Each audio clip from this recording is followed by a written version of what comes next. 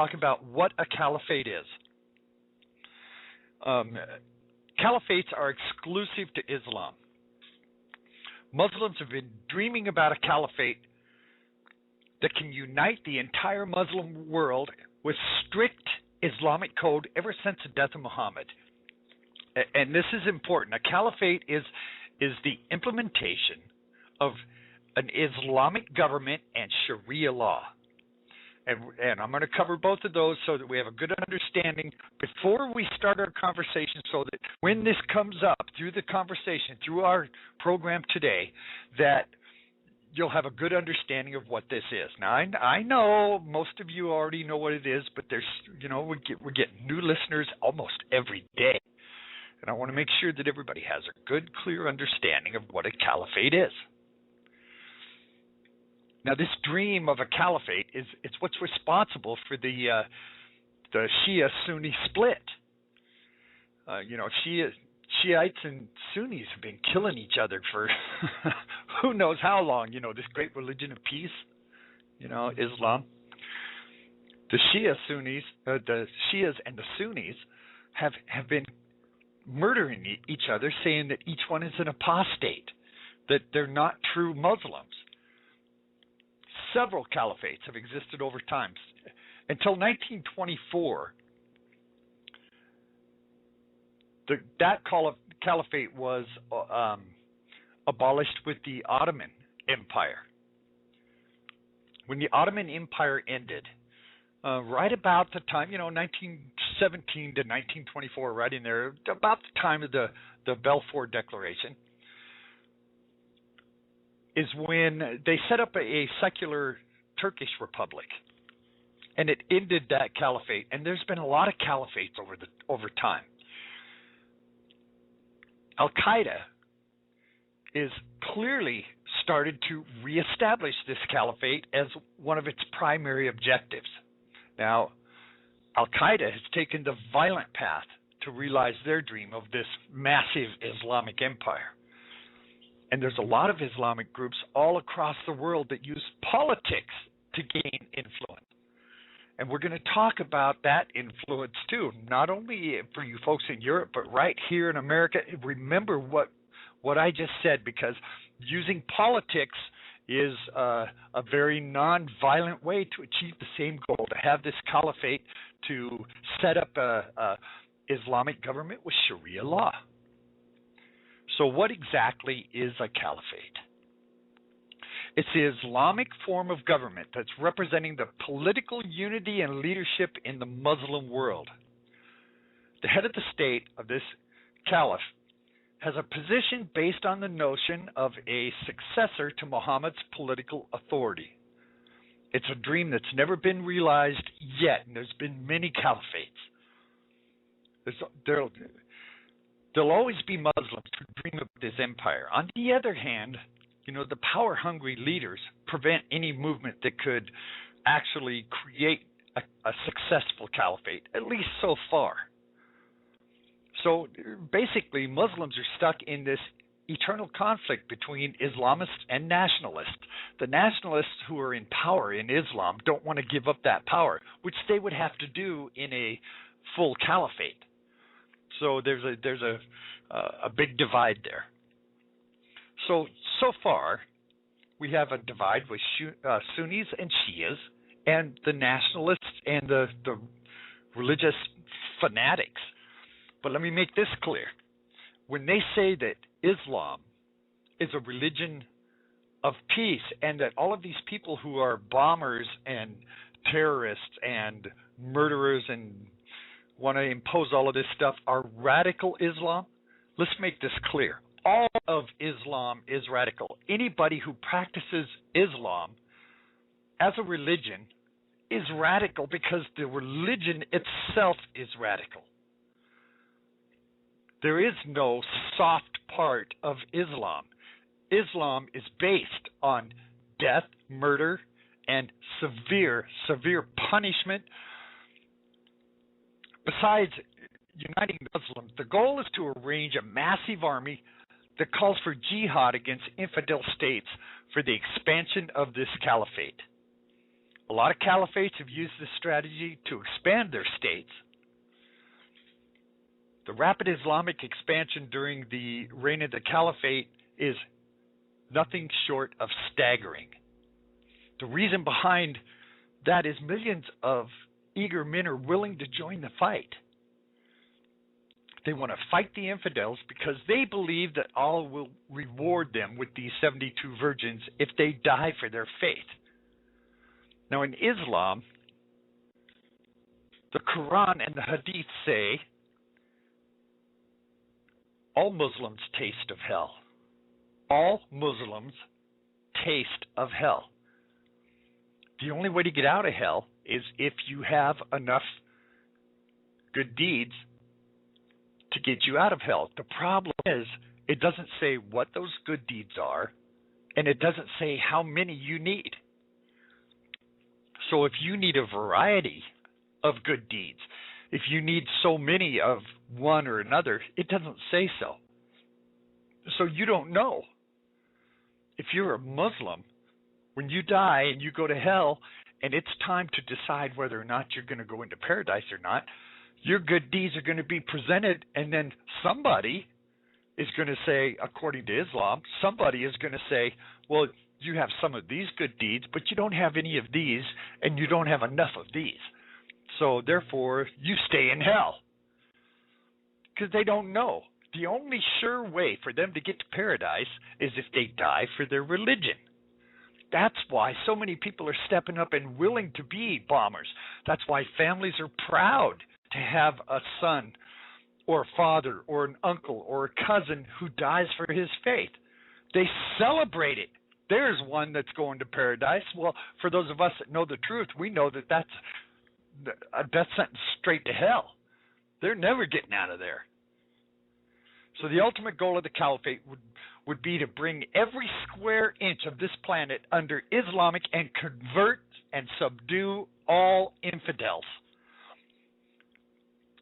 Now the Quran and the Hadith and the Surah all say that Islam does not murder innocents. It does not murder innocent people, but it goes on later to describe who the innocents are. Who are those who are innocent? The only people in Islam who are innocent are good practicing Muslims. So if you're not Muslim, or if you are Muslim and you're not a good practicing Muslim, then you're an infidel. And you are not innocent. You're guilty.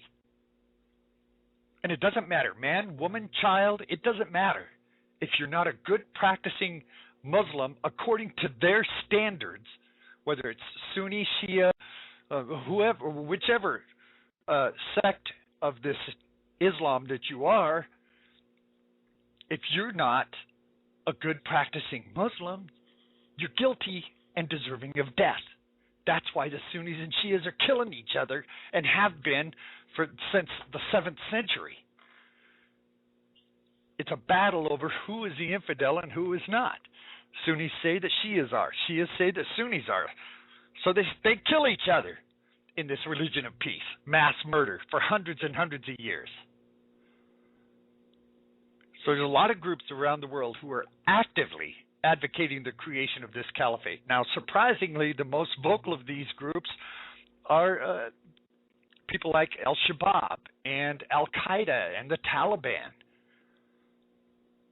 Thousands of Muslims gathered recently at a caliphate conference to show support for a caliphate in Jakarta, Indonesia. The growing support for this empire is evident all over the world, not just in certain places. This is all over the world. This is a caliphate of massive proportions. And what makes this really scary, this caliphate scary, is the political correctness that weakens everyone. Now remember, if you give in to Islam on anything, that's a victory for them. That's a victory. So if you say, yeah, well, you can do this and you can do this, and they say, woohoo, we win. You lose, we're winning. Any kind of submission, any kind of giving in is a victory for them. And they count that as a victory, and it just emboldens them. The only thing that these people understand is to be restricted to the point where they're not allowed to even practice any part of their religion. Force is the only thing that influences them. Nothing else. So what does our future hold for this caliphate? A massive Islamic empire where homosexuals and immoral people, according to their standards, will be executed on a regular basis, which is what they're doing around the world right now. They're trying to impose a fascist empire, expanding itself bit by bit through a demographic conquest. It's like we're seeing in modern day Europe. They're constantly having to defend itself from Islamic aggression. And it's non-stop. So let's let me tell you what got me started on this is I read a couple stories out of the Middle East about France and how they're taking over France, like I said in the beginning of the program. And it's really surprising to me. I don't know why it would be surprising, but it is. Let me share this story out of France. It says Friday in Paris, a hidden camera shows streets blocked by huge crowds of Muslim worshippers and enforced by a private security force. This is illegal in France. The public worship, the blocked streets, the private security. But the police have been ordered not to intervene. It shows that even though some in the French government want to get tough with Muslims and ban the things like the burqa, other parts of the French government continue to give Islam a privileged status, just like they're doing in the UK and just like they're doing right here in America. An ordinary French citizen who's been watching the Islamization of Paris decided the world needed to see what was happening to his city. And he used a hidden camera to start posting videos on YouTube. His life has been threatened. So he uses the alias of Maxime Lepont. So here's what he's been capturing. His camera shows that Muslims are blocking the streets with barriers. They're praying on the ground. The inhabitants of this district cannot have their homes nor go into their homes during those prayers. They're literally stepping in and keeping people from coming in and out of their homes during these prayers. All of this is completely illegal. The Muslims in the streets have been granted unofficial rights that no Christian groups will ever get in France under secular law. Its people have the right to share any belief they want, any religion, Lepont says.